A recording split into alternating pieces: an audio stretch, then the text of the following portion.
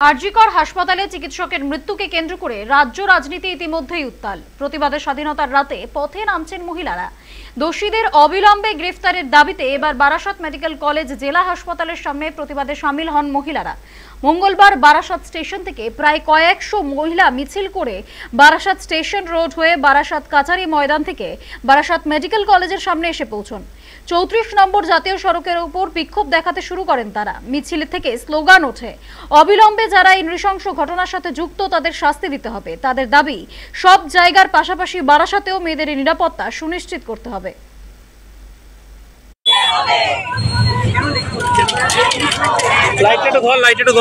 প্রশাসন যখন অন্যায়কে ঢাকতে চায়, প্রশাসন যখন অপরাধীকে আড়াল করতে চায়, কি অবস্থা হয়েছিল আপনারা সবাই জানেন। যে একটা মেয়েকে ধর্ষণ করে 2 পা ছিঁড়ে দেওয়া হয়েছে। যেসব মানুষগুলো, যেসব পশুগুলো এরকম করছে, আপনারা তাদেরকে প্রতিরোধ করুন।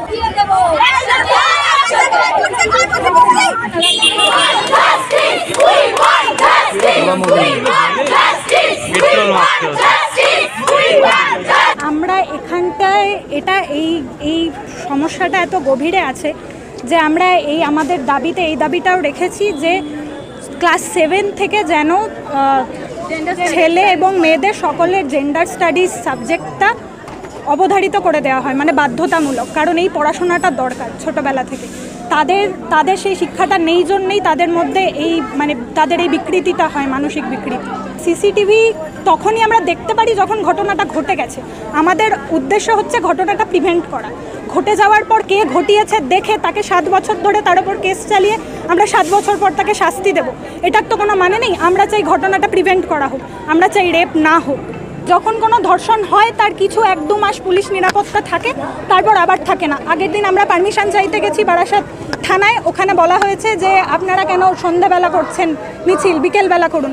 আমরা বললাম সন্ধ্যাবেলায় কেন করব না, তখন বলছে যে না সন্ধ্যাবেলা যদি আপনাদের নিরাপত্তার একটা ব্যাপার আছে। আমি বললাম সেটাই তো তাহলে আপনাদের দেখা উচিত, যাতে আমাদের নিরাপত্তা থাকে, আমরা যাতে মিছিলটা করতে পারি। তারা নিজেরা বলছে যে আমরা সন্ধ্যাবেলা কেন করছি না, আমরা কেন রাতে করছি।